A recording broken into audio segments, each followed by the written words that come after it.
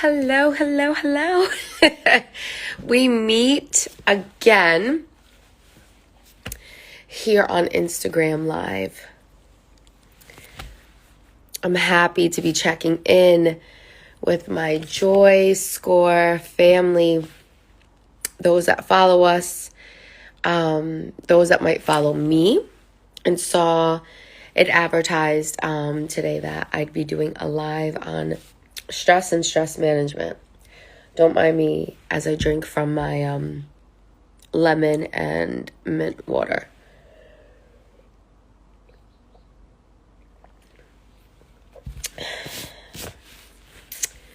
Hydration is important.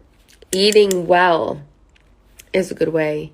One of the ways I'm going to talk about managing stress today. So I'm going to practice it live for you if you haven't. But no, all jokes aside, if you have not drank water today, it's not too late. I like my mason jar, and I put different fruits in my water just to give it a different flavor. So today it's mint and lemon. The other day I put plums, which gave it a nice flavor. The day before I put some pears. But no matter how you do it, get your water in, ladies and gentlemen. It is important.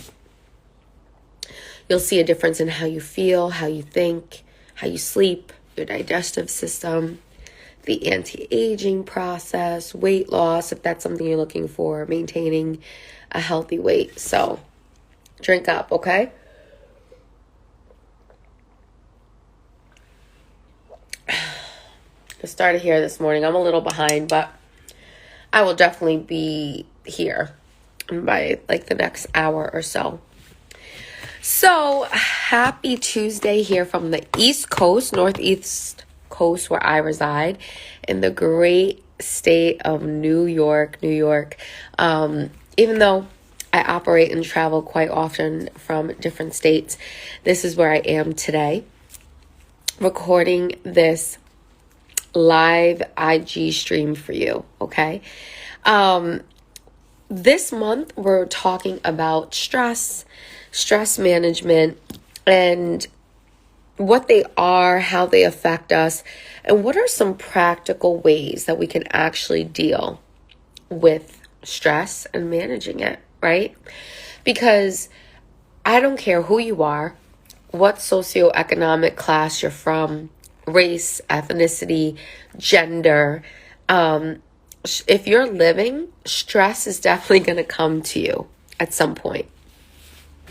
So, whether you're in stress now, a stressful situation, whether you feel like you've always lived a stressful life, whether you feel like I haven't had to deal with much stress in my life, maybe little to none at all, I can almost guarantee you that stress will come.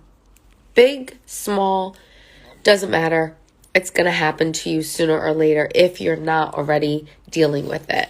So it's really good. Preventive services, right? If we want to look at it that way, to understand what stress is, how it affects us, how we can manage it. So today I'm going to focus on the ways that stress can affect us mentally and physically. Stress not only affects us mentally, I like to say it affects us mentally, spiritually, physically, emotionally. Since it's all connected and I have a holistic approach in how I view mental health and how I treat mental health, I believe it's all interconnected. So when we're dealing with stress, it's going to affect different parts of our lives, all right?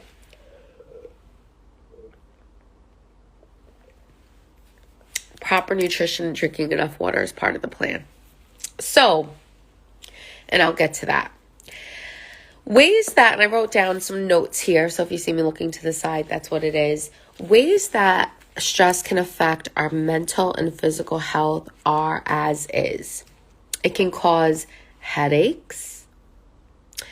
It can cause trouble sleeping. It can cause actual jaw pain. It can actually cause changes in our appetite, frequent mood swings, difficulty concentrating, and feeling overwhelmed. So I'm going to read these each one by one and describe them a little bit. Headaches. Some of us might get slight headaches. So I know I have dealt with tension headaches that happen right here. Migraines, which are severe and they range in severity. But headaches can definitely be a sign of stress and stress not being well managed in your life, right? It's important if you are getting headaches. Number one, I'm always going to say, if you're concerned about that, seek a medical professional, okay? And pay attention to the frequency of the headaches and the severity of the headaches. So that's one. Number two, trouble sleeping. I don't know one person, very rare, that feels that they get a straight 5, 6, 7, 8 hours sleep. When stress hits a person's life, they can especially feel one of the effects of it can be trouble sleeping, right? Broken sleep. They feel like maybe, okay, I fall asleep at a decent hour. Let's say I fall asleep at 10:30, 11 o'clock, but then I'm up at like 2 o'clock, and then I'm up at 4, and then I'm up at 6. And let's say every 2 hours they're waking up and they just feel like, I just can't get a full night's sleep. A person who's under a great deal of stress and it not being properly managed can feel like they're not sleeping at all, right? They feel like no matter what I do, I just cannot get to sleep. I don't sleep. I've had clients that have been through severe trauma and suffer from PTSD. And sorry if I sound a little nasal. I'm just dealing with a sinus infection, but it is going away. But that's that nasally, weird, trying to breathe sometimes feeling or effect you're getting today. But they'll say, listen, I don't sleep at all at night. And then by 5 a.m. I go to sleep. And then I'm sleeping till like 12 or 1 o'clock in the afternoon because I can't sleep during the night. I can't fall asleep, right? They suffer with nightmares. They suffer with memories or flashbacks.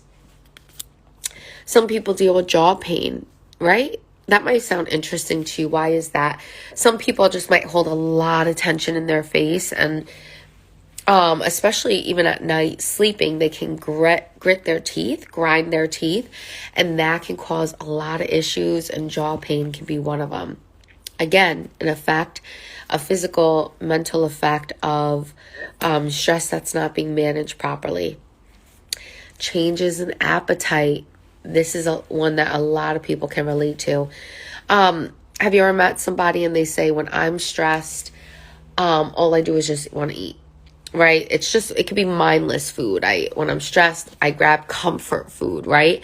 When I don't feel good, I want to go towards food that feels good to me. And for a lot of people, that's not necessarily Brussels sprouts. That's ice cream. That's pizza. That's fatty foods. That's fast foods, high caloric foods, foods high in fat, high in sugar, high in calories, and high in carbs. And they can feel like a change in their appetite. They just feel like, I want to eat everything. Or a person under a lot of stress can also feel like, my body shuts down. I don't want to eat anything. I have to force myself to eat. I can speak for myself. I remember not too long ago undergoing probably one of the most stressful times in my life. And I've never had a problem with not eating, but during that time, I definitely had a problem and a change in my appetite where I had to be very mindful of just trying to eat something during those days. It was very difficult for me to eat anything, to really even hold food down. I had to make a real conscious effort to do so. So that was really, a difficult time. And that was a time of extreme stress where that's how my body reacted. It could also cause stress mentally and physically, can cause mood swings and frequent mood swings, right? For some people, that can feel like 1 minute they can feel happy, the next minute they feel outraged, the following, they feel fine, they feel like a regular person. This can range from crying to being angry to feeling like your normal self, wanting to sleep. It's just an array of emotions that you're frequently going back and forth between them. Difficulty concentrating. Stress can have the effect of us having a hard time focusing on the task at hand, right? It can feel like it takes everything in us just to finish one thing. Stress, that's a side effect of stress. And feeling overwhelmed. People who are undergoing a lot of stress can feel like, I feel like I just can't manage what I have on my plate right now. I feel like it's just too much. It's overwhelming for me. And especially they can feel like what I used to handle, right? Doing like 7 things on my to-do list was a breeze. Under times of stress, an effect can be, I can't do those 7 things like I used to on a daily basis. I'm good if I can do 3. And then after the 3rd thing, I'm done for the day. That can be definitely a sign of stress. So I hope that gave you guys a nice little comprehensive overview on different ways that stress can affect somebody physically and mentally. All right. Now, ways to reduce stress. This is important. And this is an overview of ways to reduce stress. Accept your needs. Something that's important during times of stress is understanding what you need help with. And for a lot of people, that's difficult because they have to even admit that they need help is a big deal, right? If any of the ways that I mentioned above is something you're going through, then I think it'd be safe to say it is important that you seek therapy, that you seek counseling, that you seek an expert or specialist in the field of mental health to help you learn how to manage your stress. Accept your needs. Understand, man, this is just something new to me and I need somebody to help me with this. That, believe it or not, can be a really, really difficult place for people to be, but it's really important for us to know what our needs are and accept them and make a plan to meet them. Number 2, manage your time. I'm going to use the P word, prioritize. Okay? What does that mean? Most people in today's society, I can say this for a lot of Americans, we want to put 24 things on our to-do list and then get upset when we can't accomplish all 24 things, right?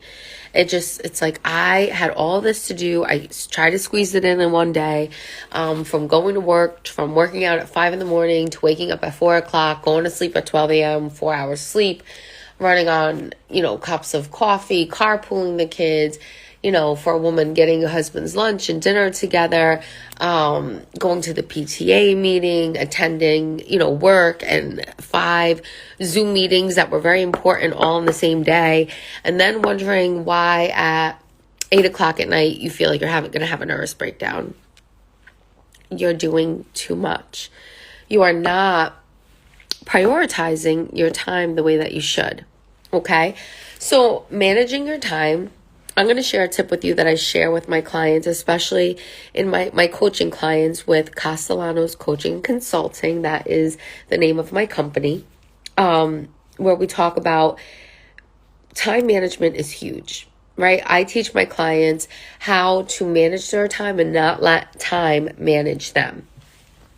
So with that, right, I like to say pick your top 3.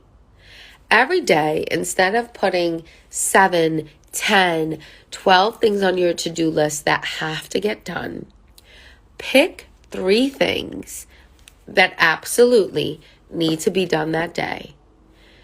3 to 4, I'll say that, depending on the importance of them, and make sure that those are priority and they get done no matter what. If you have the energy and time, you can add to the list. But if you only got those top 3 priorities done, It's okay. Tomorrow's another day. And you can put that on tomorrow's agenda, the following day's agenda, maybe at the end of the week, maybe the weekend, maybe even the following week. But it's important for us to prioritize our needs and necessities and the importance of them. All right? Maybe going to TJ Maxx to look at the new bed set you want, and it's an absolute must on a Tuesday, might not be as important as making sure you're paying the mortgage on Tuesday. Paying the mortgage is probably more of a priority than looking at the bed set in TJ Maxx. I just like to use visuals, right? So you can move the TJ Maxx task. Not that it's not important, but that need, that want, necessity can be moved later on in the week. Don't overwhelm yourself with trying to put 24 things in one day to accomplish. Practice relaxation. This is important. This can be done for my therapy clients. We talk about mindfulness, right? We talk about meditation, CBT skills, such as grounding yourself, right? In today's society, there's a lot going on. I think we can all, agree on that. What's going on in the world? There's a lot going on. Practice relaxing. For some of us, this is going to come easier than others. I know I have to make a conscious effort to chill out and relax because my mind is always going. I'm a creative person, so I'm always thinking what I can be doing, how I can do it better, how I can improve, what number I have to call back, what person I got in contact with, what email I didn't answer. And one way that I practice relaxation is by a certain time every day, shut off the phone, I put it away, and I take that time for me. I'm telling you, it'll work wonders. Drink your water. All right. Next, exercise daily. I talked about this in the last live that I did for JoyScore. It is a proven fact that getting at least 30 minutes of exercise a day does wonders. It's actually the best medicine that researchers, medical doctors, and scientists say we can do in preventing disease and managing our own health is exercising daily. Now, don't let that intimidate you if you're like, I don't like to exercise. There are some people that are like, I don't like to sweat. I don't like to feel like I'm straining myself, right? It's just not my thing. Don't like the gyms. Move your body for 30 minutes in whatever way you want to move it. Walking, dancing, housework. Just make a concerted effort for 30 minutes to move that body. And the benefits of it are definitely going to help you manage your stress better. Set aside time for yourself. Super important, right? Set apart time for you. A lot of people, have the habit of putting everyone else's needs above their own.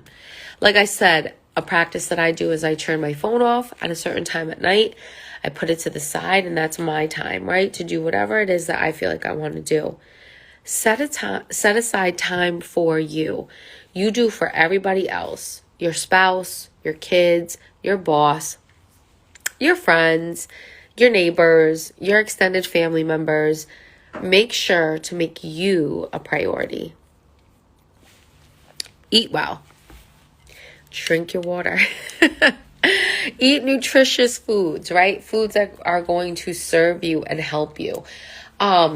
There is balance in everything, but if you are running on donuts day in and day out and caffeine and not have any fruits, not have any vegetables, not have any water, your body is going to respond to that and not positively. Okay? It's important. Listen, know what it is to eat well. If some of you are saying, I don't know what that is. Like, my diet's so poor. Seek a professional, seek a nutritionist, seek a doctor who can help you with that. Okay? Get enough sleep.